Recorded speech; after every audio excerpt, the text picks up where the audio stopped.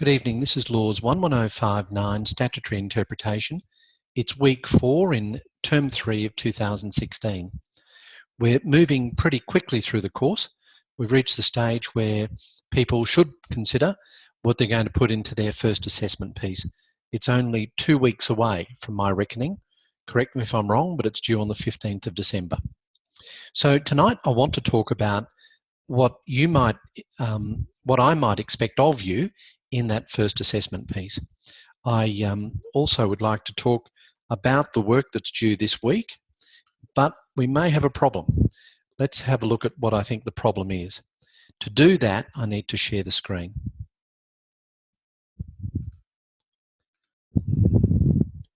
You might now see what we have as the responses to tutorial questions for week 4 topic, context and purpose.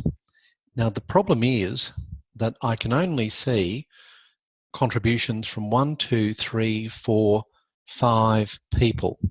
Now I might be wrong on that, but I can't see any more. Now that's not a good enough effort. So given that we've got, I think, 80 people in the class, I really don't want to be discussing the tutorial topic if we're only getting 5 contributions. If that happens, maybe I should just speak to those 5 people. So what I'm looking for is a better contribution from people so that we've got a better discussion. Does anyone disagree with that approach? Am I being too mean, or should I expect to get a little more response than that before we start to discuss it in class? Sorry, John. I've got my answers written down in my book. I just haven't had time this afternoon to put them up, but I'll be happy to. Yeah. That's all right, Grace. I did include you in that group because I could see that you responded to something that Alan had said. I think what we should do is defer the topic of discussing week 4 tutorial until next time so that more people have got a chance to.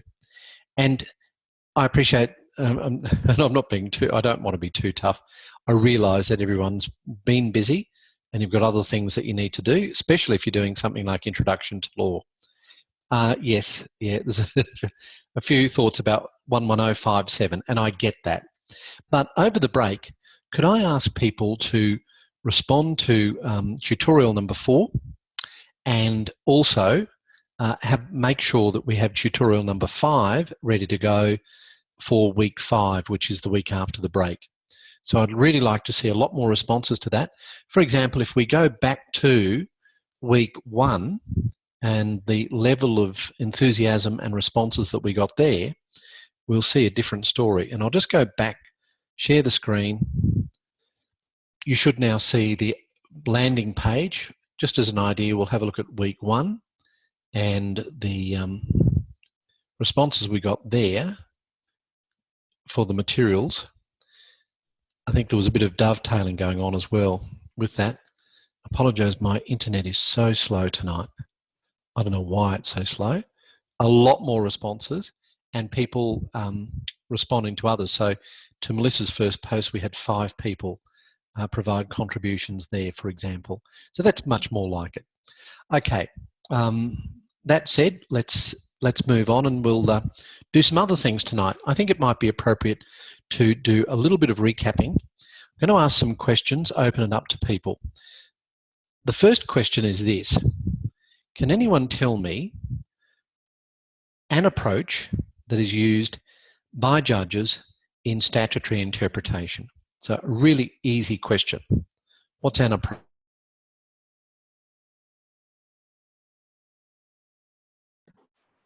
A literal approach. Purposive approach.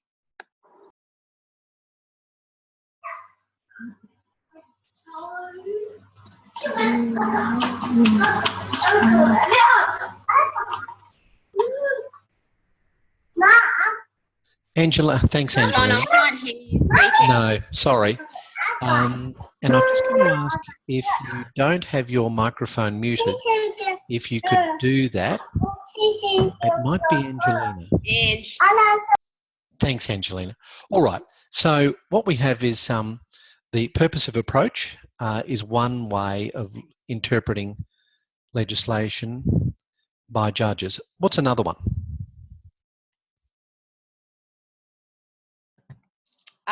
They use the mischief. I think the mischief is involved. The mischief rule is involved with the contextual. Yep. So we've got Grace has suggested the mischief rule. Vivia has also said the mischief rule. Melissa has said the literal approach. I'm going to suggest that there are 4 basic rules of statutory interpretation. We've identified 3 of them: the literal rule, the mischief rule, the purposive rule. What else is there? There's one missing. Is it contextual? No, not the one I'm thinking of. Someone just said the golden rule. Golden rule. That's what I'm after. Thank you, Jay, and thank you, Chris, the golden rule. Okay, now, let's go back to the example that we talked about a few weeks ago. Someone brings their glasses into the cricket and the sign says, not allowed to bring glasses into the cricket, and they get stopped. The person on the gate who says, you can't come in, assuming that that is a statute, you are not allowed to bring glasses into the cricket, that's what it says. The person who stops the patron at the gate, which of those 4 rules do you think they're applying? Literal. Okay. They're taking the words literally to mean a certain thing. Okay. What's another way? If they said, look, I'll let you in, that's fine. What would that be an example of? And I should warn you, my internet connection is unstable. So the bouncer says, oh, look, mate, I'll let you in, that's fine. What's that an example of using? Which of the 4 approaches best describe? What was that, sorry? I missed that, sorry. I would say the golden rule. But, the golden rule. The golden rule? Yep, yeah. I agree with that. Was that you, Angelina? Thank you for that. So what does the golden rule mean? Yes, sorry. Yep, Angelina, what does the golden rule mean? It's, yeah. So it's when we look at the words, but when the literal approach would lead to an obscure or absurd outcome, we apply the golden rule. Okay, so that is a good example of the use of the golden rule. Okay, what does the mischief rule mean? Can anyone tell me about that? What's the mischief rule? If something's creating like mischief or is destructive to other people, they apply rules to it so that it doesn't occur, but they're not to really be taken literally. There was an example about prostitutes walking the street, and the prostitutes were going up to the windows and knocking on the windows, and they were like, well, we're not on the street, we're in someone's yard. So they were trying to say that what didn't apply to the rule, but the mischief rule was brought in, and yeah, it was still creating dramas, so yeah, it still applied. And I'm trying to think of the case. I know exactly the case you mean. I'm not sure that was so much the mischief rule, although that is it. But also it could be potentially the golden rule. And just coming back to the golden rule, can anyone tell me what we mean by it being applied broadly or it being applied narrowly? So I'm really looking for the ways in which the golden rule, for the moment, might apply. So I'm bouncing back to the golden rule. Firstly, what do we mean by a narrow interpretation? It's discretionary, maybe. What's a narrow interpretation in the context of statutory interpretation? It might only look at an intrinsic material, or just it might only look at just what's it called? The provision itself instead of the whole act. Mm-hmm. I don't know. Okay. Let's see if we can. Yeah, sorry. I was going to say, when you're applying the golden rule in a narrow manner, it may be that they're applying the golden rule just to a specific case in point, as opposed to an overall, like instead of looking at a general broad view, they're looking and dealing with what they've got right in front of them, as opposed to overall. Okay. Are you saying that the golden rule takes a narrow approach? Is that to me, Grace? The golden rule can be adopted narrowly or broadly, is really what I'm saying. Let's go back one further step. When would a judge use the golden rule? In what scenario? What's the thinking that a judge might apply? When the literal rule obtains an absurd result and it doesn't give meaning to it doesn't God, I'm trying to think of the way. It doesn't sort of give the outcome that the purpose was intended for.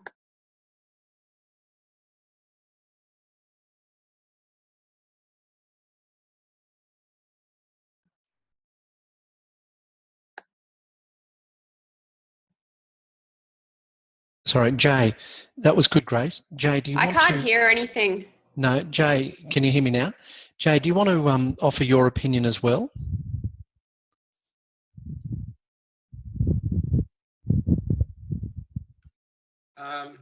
Yeah, it's an exception to the literal rule, and basically it seems to give the judges or the court leeway to interpret a statute or a provision in a statute so that there's not a miscarriage of justice, or basically the coined phrase, I suppose, is an absurd decision. Is that appropriate? Yep. All right. So thanks for Jay. Thank you, Grace. So using that example that I've used a couple of times, a spectator bringing glasses into the cricket, if the bouncer, if the person at the gate says, yeah, that's fine, mate, you can come in, we're saying that that's applying the golden rule in that context. And we say it's applying the golden rule because to apply it in a different way, to apply it literally, would produce an absurd result. Does everyone agree with that? So applying the literal rule in that circumstance would mean denying the patron entrance because they're trying to bring glasses into the cricket. Adopting the golden rule is saying, no, it would be absurd to stop you from bringing your reading glasses into the cricket so you can come in. I'm applying the golden rule. We were talking about the narrow versus the broad interpretation of the golden rule. Would anyone like to tell me whether the bouncer in that circumstance is applying the golden rule in a narrow or broad sense?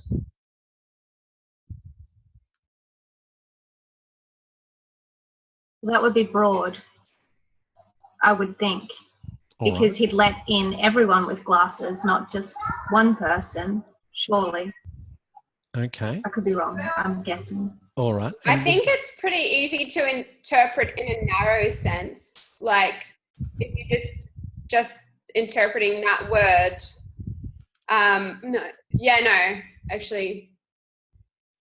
Sorry, don't worry. All right. So, who thinks it is a narrow interpretation adopted by the bouncer? And you can use the chat facility if you like, or you can unmute your microphone. Well, it's sort of It's sort of just like according to one provision. So I think interpreting that one provision is pretty easy just from the provision. It's all right. Common sense, really. Yeah, but is it a broad or narrow? Now, although Alan, it could be broader because you actually... All right, so Grace, you're saying broad. Alan, you have a view on this? Shireen says broad.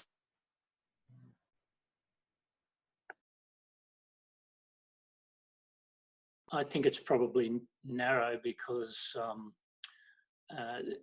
there's not too many other factors that we know about that are being taken into account in the bouncer making the decision.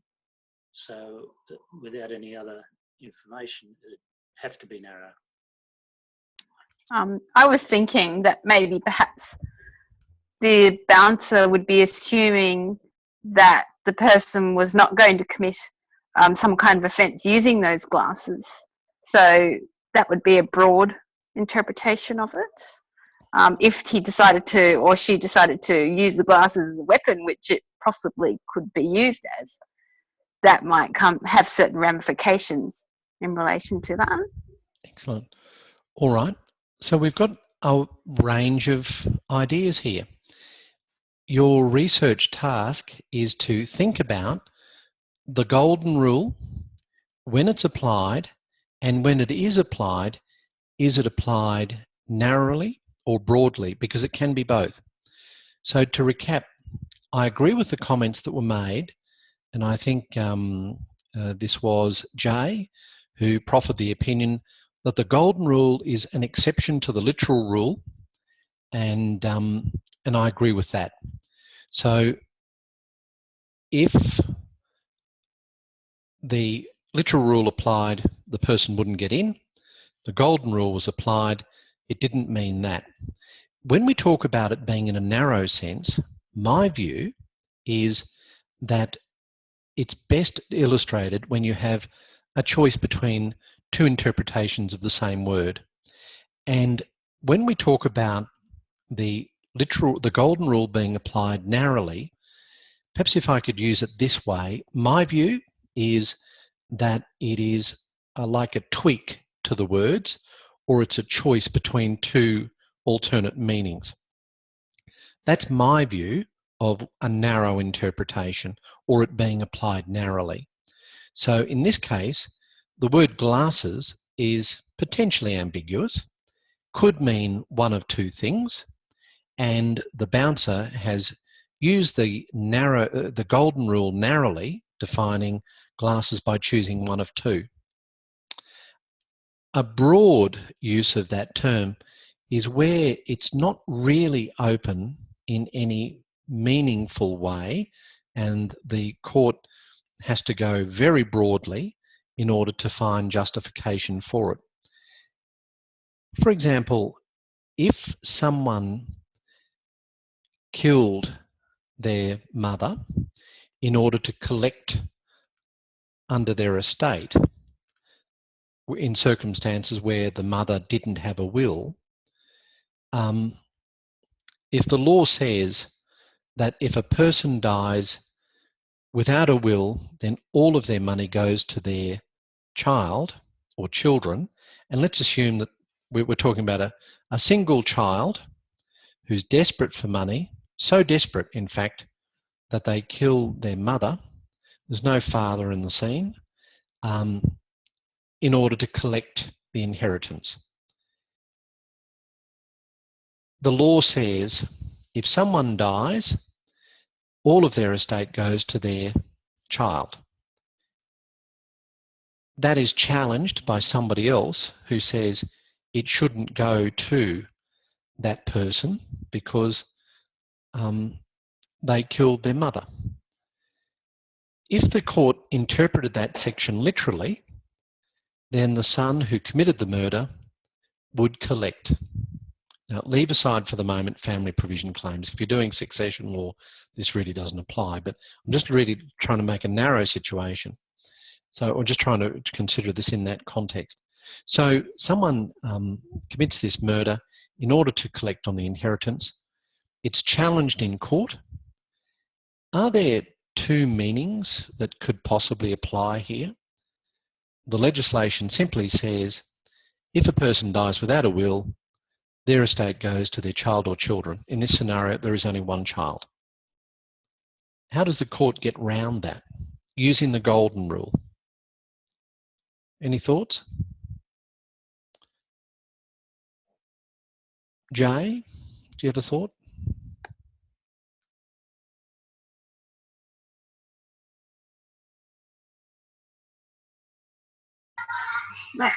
I'm going to throw something out there because no one else is.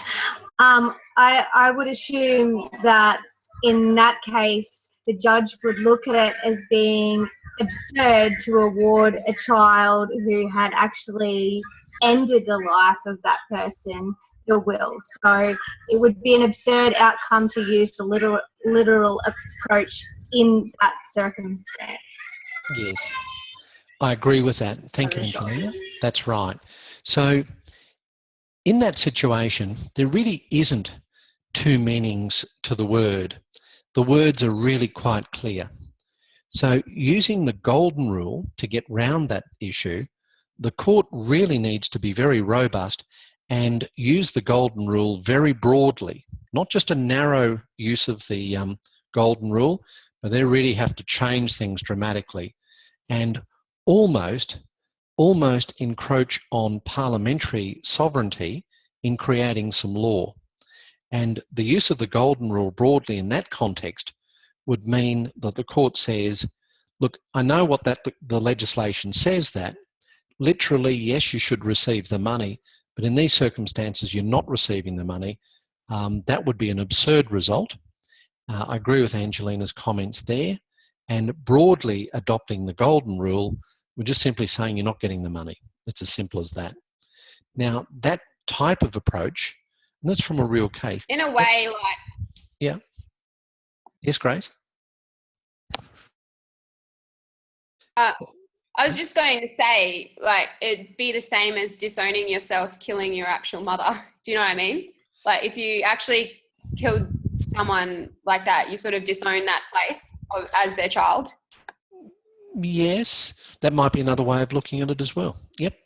So either way, it's a very broad use of the golden rule in those circumstances.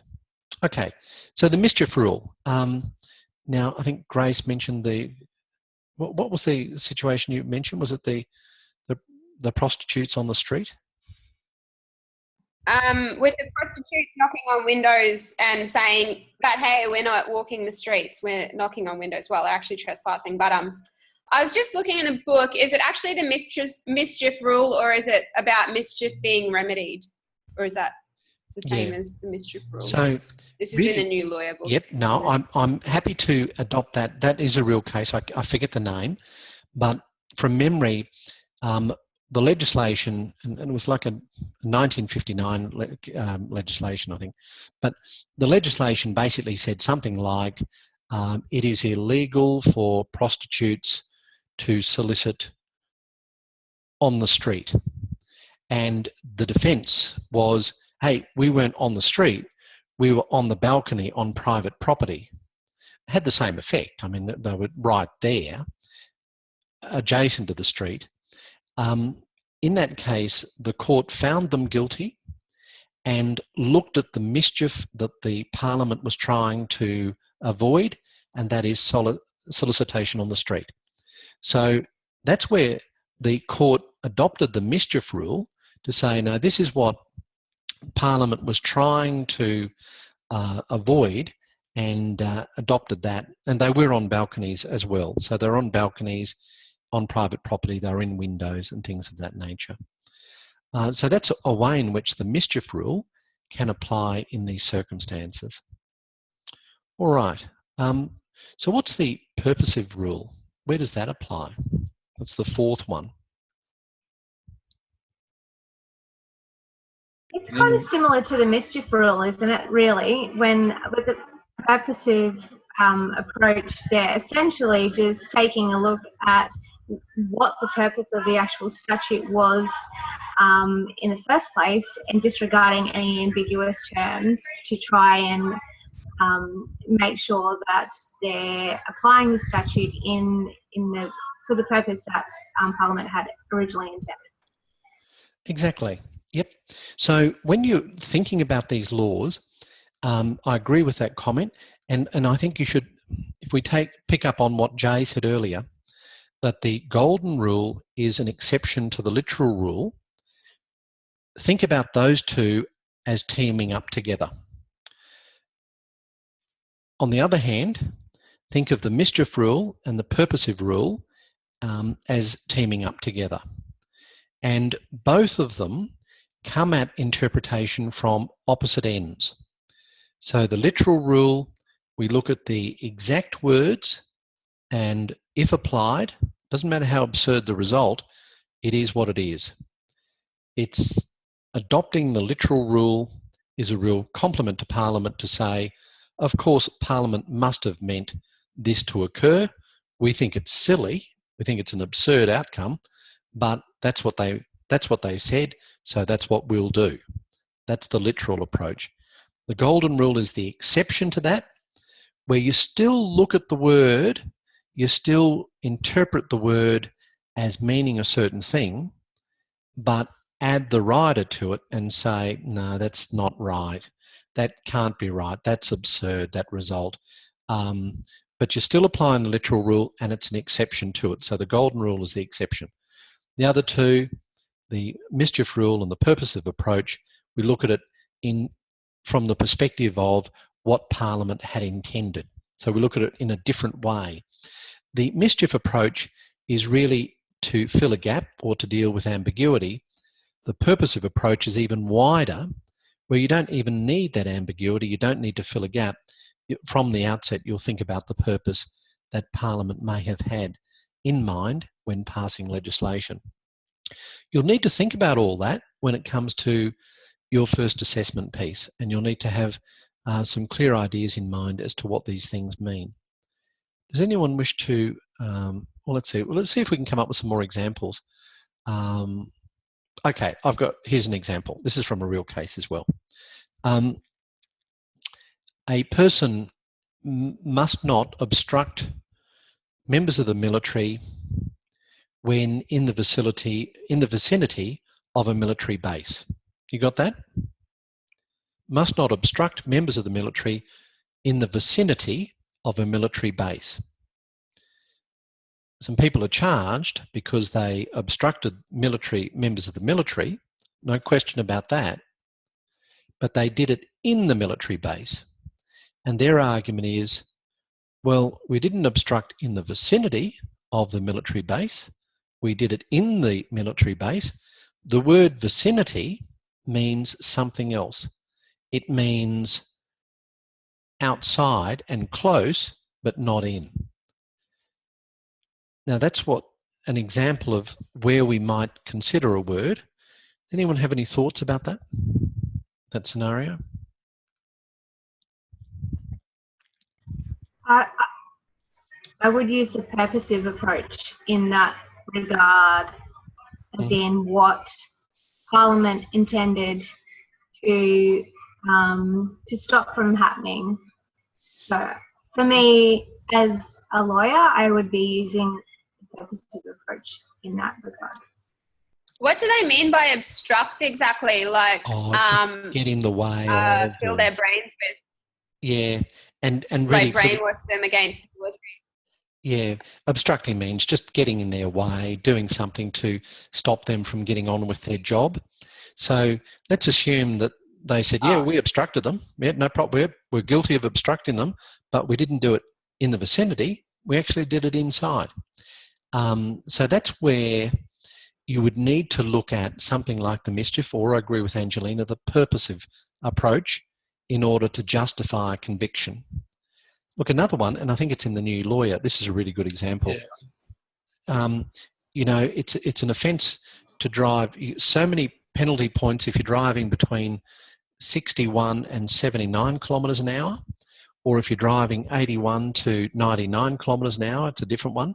If you're driving right on 80, you know, you fall between the two, and you can argue, well, I'm neither one or the other. So that's where you get the difference between the literal approach and the mischief approach or the purposive approach. Now, Shireen's asked a really good question. Shireen, do you want to just ask that question of the class? I'm looking for answers to this as my next one. Yes, sorry, I'll just go into a quieter spot. Yes, I was just wondering with the different judges as to if they have a certain pattern or which approach they tend to take. Does that often happen, John? Yep. Does anyone have any thoughts on that?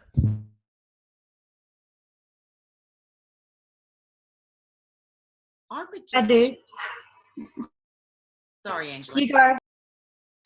You go. I've sent it off. I would just assume it would be like a personal interpretation thing. Otherwise, wouldn't it then become precedent if you were following what other judges' approaches were taken? The literal rule, like if you, I was reading some of the history of law in the New Lawyer, and the literal rule used to be applied, and lawyers had to be very precise with the language that they used and very careful. And that would be like, that would define how much of a good lawyer they were because of the way they could use their language, because everything was interpreted so literally. That is, I understand that it's rarely used, the literal approach anymore, and the purposive approach is much more preferred and pretty much expected of judges. From reading the CIC case, I would say that that judges do actually tend to take different approaches because, well, from what I'm getting so far anyway, is that it will depend on the judge as to which approach they actually take, because some judges will see the case in a different light to others, dependent on how it's argued by the solicitors, I would think. I just don't see it being an across-the-board thing because you're dealing with different people all the time. And although they've all got degrees and they've all got history and whatnot in that career, if you look at some of the different cases, you'll find that different judges do actually take different approaches. And even in the High Court, you'll find that different judges across the bench of one case will still look at things differently. That's just my thoughts. Yep, I agree with that. I think that's because there can be more than one context. I think that's because there can be like more than one context even and like more than one purpose interpreted from the purposive rule. Yep. No, I agree with that. And it is true that the historical approach was usually the literal approach, but I think it's fair to say that judges use the literal approach pretty much every day. It may be that in the more complex situations we look at the purposive approach, and it may be, one of the theories I've got is that the higher the level of the court in the hierarchy, the more likely they are to use the purposive approach as opposed to the literal approach. The literal approach is wonderful if you're a defence lawyer. The literal approach is terrible if you're a plaintiff compensation lawyer. Does anyone want to comment on that statement that I've made?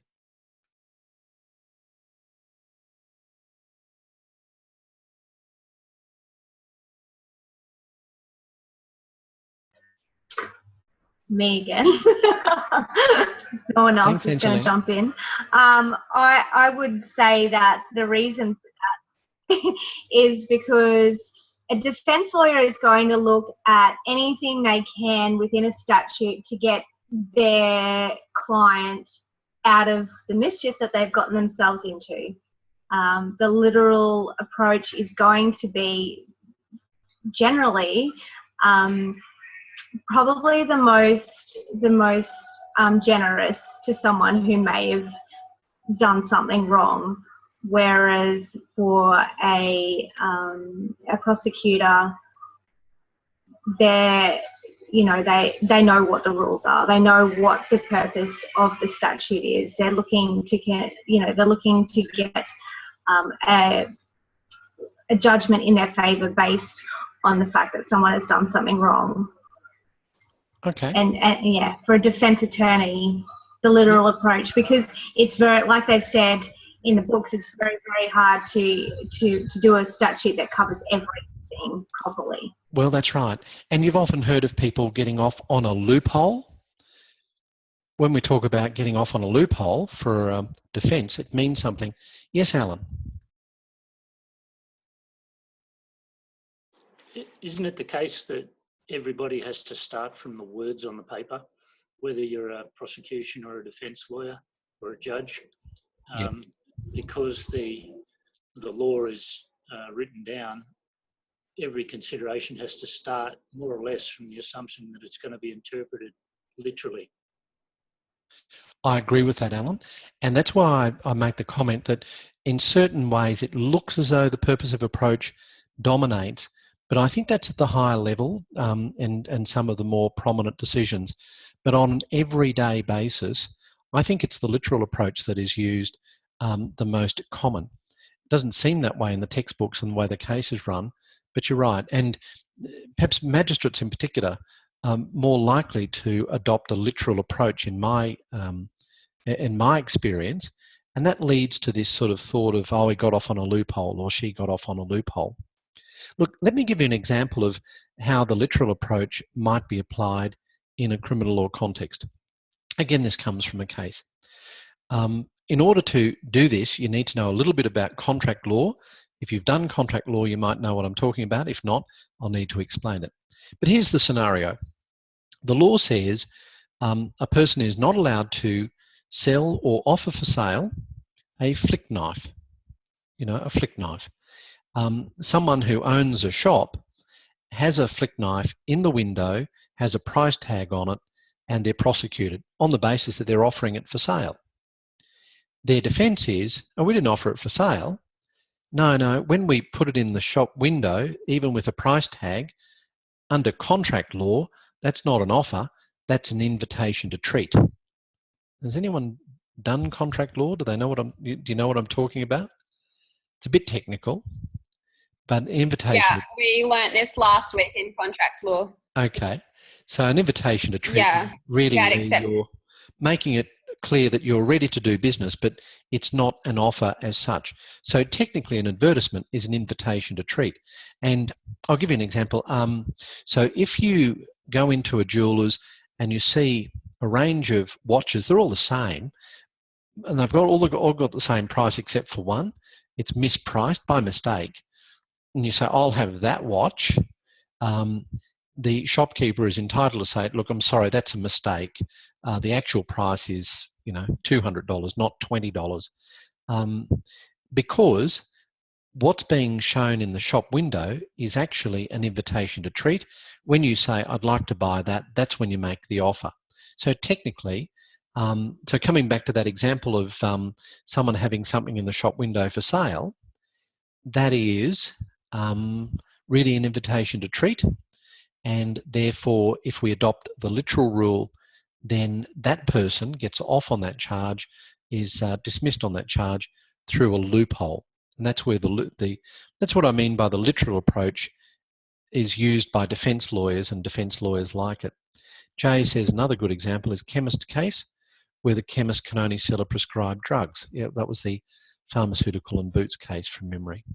Okay, and I make the comment that the literal rule is something that plaintiff lawyers for compensation don't like, because people that are trying to avoid paying out money will often try to use the literal rule, use the loophole in order to stop making that payment. So think about those things when you're doing the work. Look, time is getting away. I just want to spend a little bit of time in talking about the assessment. It's 2 weeks away, so what I'll do is just briefly talk about the assessment in general terms, and time permitting next week, oh sorry, the week after next. Oh, we can't do that, that's when it's due. So I'll just share the screen now for a moment. you'll see my Word document. I just want to highlight a couple of things that I think are relevant in this scenario. All right, just sharing the screen now. You should see my document, Word document, and the first assessment. Okay, so you're all aware of what the assessment is. Make sure that you stick to the number of words limit. Try not to go over that. Make sure that you all know the Australian Guide to Legal Citation. I'll give you a, I wonder where that came from. I'll give you a hint here. With the Australian Guide to Legal Citations, and obviously I have created something. Can you see that pen going? I must have clicked on my pen here.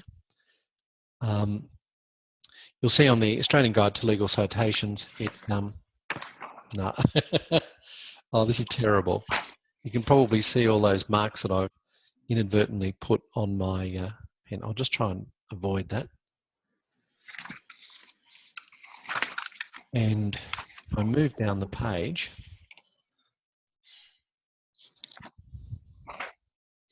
sorry, I'll try and do it this way. Apologies for the technical issues.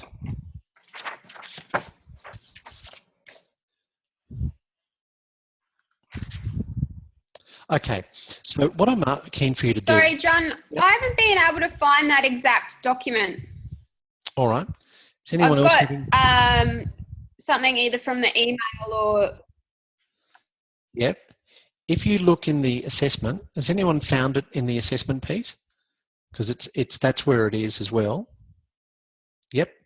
So you should be able to find it, Grace. It should be the same in the email as in the assessment piece, but it is uploaded in the assessment piece as well.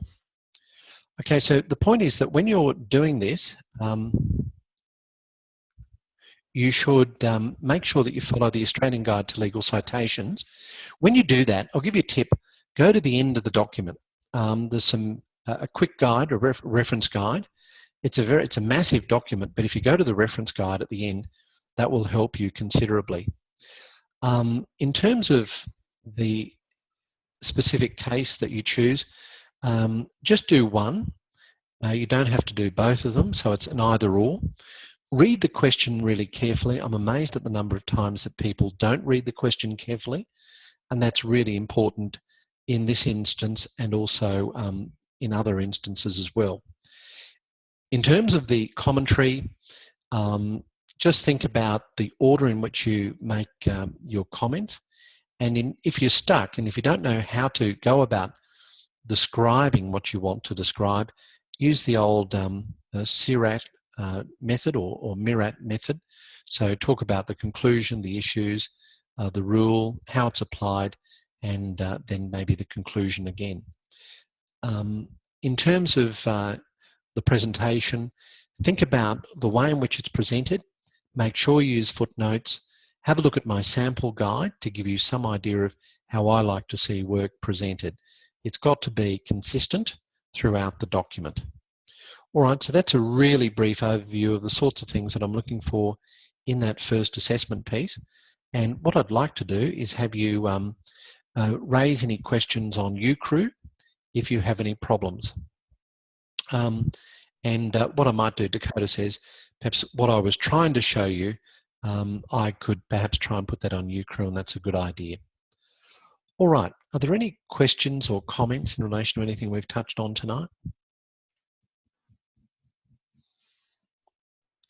Is there a sample assessment for this assessment? No, no sample assessment. There is my sample document that gives you an idea of what I'm after, but no sample assessment as such. All right. Well, thank you very much, everyone, for joining us. Is the sample document the one that you just showed us?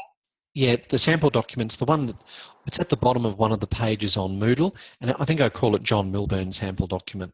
So it's just a guide as to the let out, the set out of the document. Sorry, can I just ask?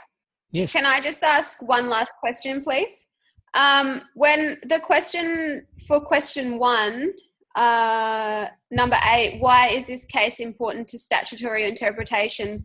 Is that sort of about what we talked about tonight? What approach or rule? That'll be a big part of it. And how it was interpreted. Exactly. Yep. Okay. I agree with that. Okay, thank you. All the best. I'll stop the recording and I'll end the session now, and we'll see you in, I think, 2 weeks' time. All the best. Bye.